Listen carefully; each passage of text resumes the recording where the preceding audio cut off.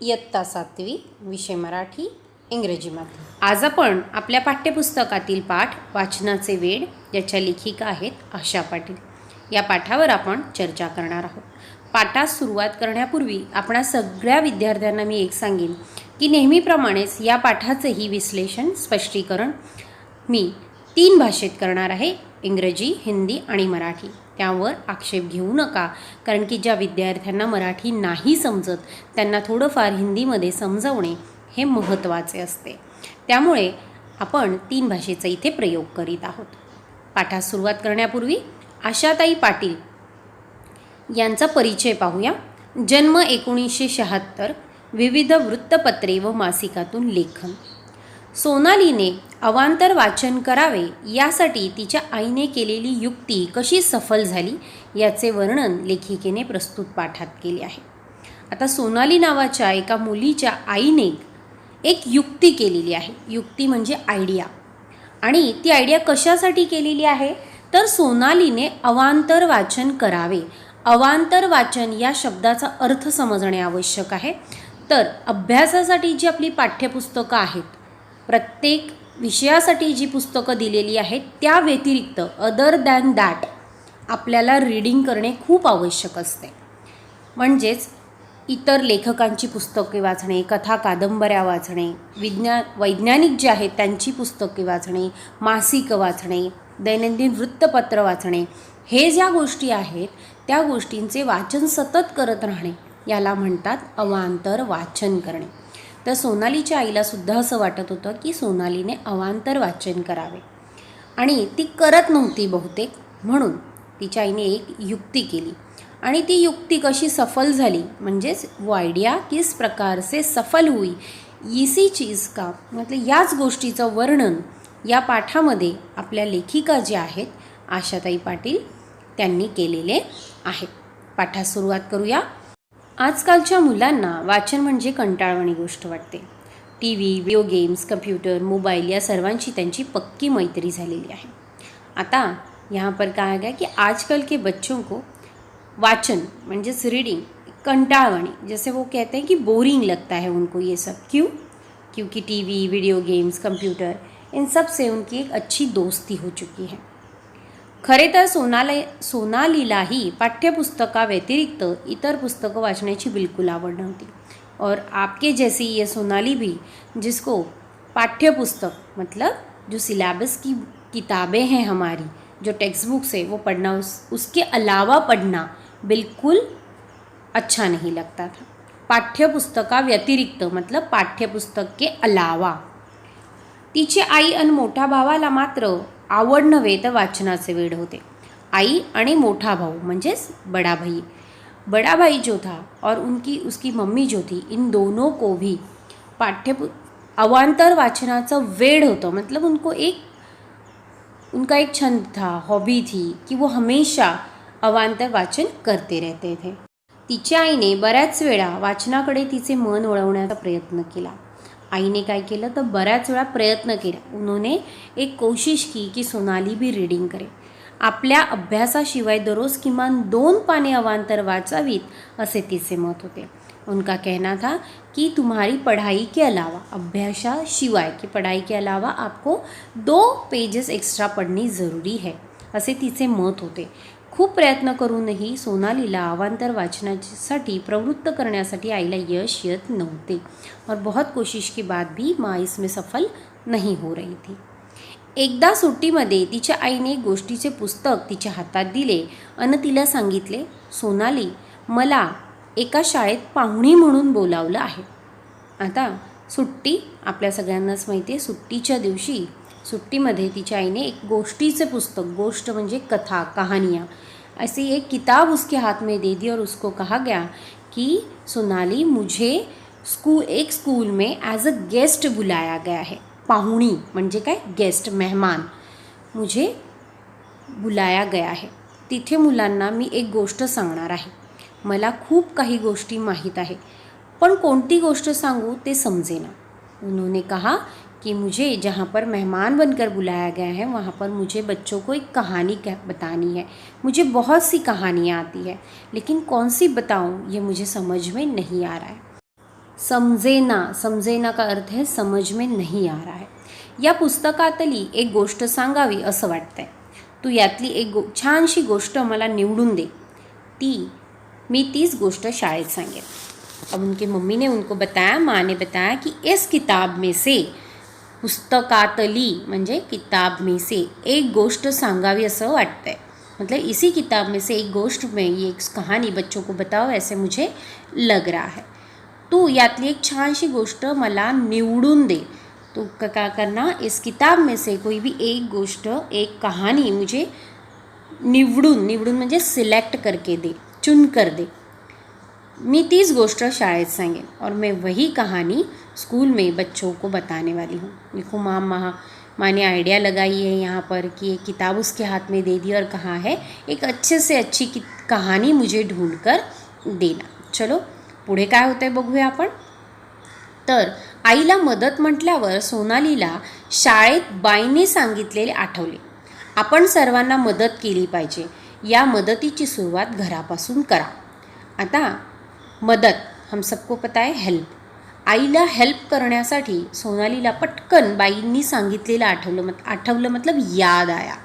जो बाई मतलब उनके स्कूल टीचर, मराठी में स्कूल के टीचर को बाई कहते हैं. तो स्कूल के टीचर ने जो बताया था वो उसको याद आया और फिर उसको ये समझ में आया कि हाँ मुझे दूसरों की मदद करनी चाहिए और जिसकी शुरुआत हमें अपने घर से ही करनी चाहिए. या मदतीची सुरुवात घरापासून करा. मदत करण्याने आपल्याला तर आनंद होतोच, पण दुसऱ्यांचा आनंद हा आपल्याला समाधान देऊन जातो. बहुत बड़ा सेंटेंस है ये. इस सेंटेंस में कहा गया है कि दूसरों की मदद करने से हमें खुद को आनंद तो मिलता ही है, लेकिन दूसरों के आनंद के वजह से हमें बहुत बड़ा समाधान मिलता है, सॅटिस्फॅक्शन मिलता है. तुम्ही घरी किंवा इतर ठिकाणी कोणकोणती मदत करता त्याची नोंद ठेवा आणि ती दर शनिवारी दाखवा. और सोनाली के टीचर ने उसे कहा था कि आप किसे किसे मदद कर रहे हो त्याची नोंद ठेवा. नोंद म्हणजे उसको नोट डाउन करके रखो. और ती दर शनिवारी मतलब एव्हरी सॅटर्डे, शनिवार म्हणजे काय सॅटर्डे, एव्हरी सॅटर्डे वो दिखाना. सोनालीने आतापर्यंत बऱ्याच नोंदी वही केल्या होत्या. आईला मदत ही एक नवीन नोंद होईल. बाई देखील सगळ्यांसमोर माझे कौतुक करतील. सोनाली ने के मन में सोचा कि मैंने तो बहुत लोगों को मदद की है, लेकिन मम्मी को की हुई मदद ये मेरे लिए नई है और इसीलिए मेरी जो टीचर है ते माझं कौतुक करतील म्हणजे मुझे ॲप्रिशिएट करेंगे, शाबासकी देतील. शाबासी देणं. या विचाराने ती पटकन हो म्हणून आईच्या हातातले पुस्तक घेतले आणि तिने पटकन हो म्हणाला की उसने हाँ कह दिया और माँ के हाथ से वो किताब ले ली. सोनालीच्या आईने तिला दिलेल्या पुस्तकात छोट्या छोट्या कथा होत्या. सोनाली की मम्मी ने जो पुस्तक म्हणजे जो किताब उसे दी थी उसमें छोटी छोटी कहानियाँ थी. नुसत्या कथांची नावे वाचून कोणती कथा निवडावी हे तिला कळेना. अब सिर्फ कथांची नावे मतलब जो कहानियाँ थी उनके नाम पढ़कर उसको समझ में नहीं आ रहा था कि कौन सी कहानी मुझे सिलेक्ट करनी चाहिए. निवडावी मतलब सिलेक्ट करना. शेवटी तिने नाईलाजाने एक एक करून सर्व 10 कथा वाचल्या. अवघ्या 1-1.5 तासात सारं पुस्तक वाचून झालं. फिर उसने क्या किया, नाईलाज मतलब कोई ऑप्शन नहीं है ये देखकर उसने सभी की कहानियाँ पढ़ ली. अवघ्या 1-1.5 तासात, 1-1.5 घंटे में उसने पूरी किताब पढ़ ली. खरे तर प्रथम तिला हे फार कंटाळवाणे वाटले होते, पण जसजशी ती पुस्तकातल्या कथा वाचू लागली तसतशी तिला पुढची कथा काय आहे, त्यात काय लिहिले आहे याची उत्सुकता वाढू लागली. त्यानंतर तिने पुस्तक केव्हा संपवले तिला कळलेच नाही. खरं तर प्रथम मतलब शुरुआत में उसे ये चीज़ बहुत ज़्यादा बोरिंग लगी, कंटाळवाणी बोरिंग लगी. लेकिन जैसे जैसे उसने एक एक कहानी पढ़नी शुरू की, एक एक कथा वाचायला सुरुवात केली, पुढे काय आहे, पुढच्या कथेत काय लिहिलं आहे, अगली कथा कैसी होगी, अगली कहानी में क्या लिखा होगा, इसकी जिज्ञासा बढ़ती गई मतलब क्यूरोसिटी बढ़ती गई उसके मन में और उसने देखते ही देखते पूरी कहानियाँ पढ़ ली. इथे एक शब्द आलाय उत्सुकता. उत्सुकता म्हणजे काय, क्युरॉसिटी, जिज्ञासा, एखादी गोष्ट समजून घेणे, जाणून घेणे, पाहणे. यासाठी मनात असलेली तीव्र इच्छा, याला आपण काय म्हणू, उत्सुकता. पुढे, कथा तर सगळ्याच आवडल्या, त्यातली कोणती निवडावी ते समजेना. ती आईकडे गेली व आपल्यासमोरील समस्या सांगितली. मग आईने तिला प्रत्येक कथेचा थोडक्यात सारांश एका पानावर लिहिण्यास सांगितले. अब कथा मतलब कहानियाँ तो सब पसंद आ गई, लेकिन उसमें से कौन सी सिलेक्ट करनी है ये तिला कळत नव्हते. मग ती आईकडे गेली आणि आईला तिने समस्या सांगितली. समस्या म्हणजे प्रॉब्लम. तिने तो प्रॉब्लम सांगितला की माँ, मुझे सारी कथाएं पसंद आ गई, अब इसमें से मुझे कौन सी सिलेक्ट करनी ये समझ में नहीं आया. तब माँ ने कहा कि हर कहानी का एक छोटा सा सारांश लिखो. सारांश लिखो मतलब उसका विषय क्या है, उसमें क्या दिया गया है, आपको क्या समझ में आया, मॉरल क्या है, उसे वो छोटे से एक छोटे पैराग्राफ में लिखो ताकि समज में आहे. सोनालीला प्रथम हे काम सोपे वाटले, पण 1-2 कथानंतर पुढच्या कथेत काय आहे हे पटकन आठवेना. शुरुआत में तो उसे बहुत ज़्यादा आसान लगा, सोपे वाटले, आसान लगना. लेकिन आगे आगे कथा में क्या लिखना ज़रूरी है ये पटकन आठवेना, लेकिन बहुत जल्दी उसे याद नहीं आ रहा था. तिने आईला मी पुन्हा एकदा पुस्तक वाचते म्हणून सांगितले. उसने अपनी माँ को कहा कि मैं फिर से एक बार ये कथाएं पढ़ती हूँ.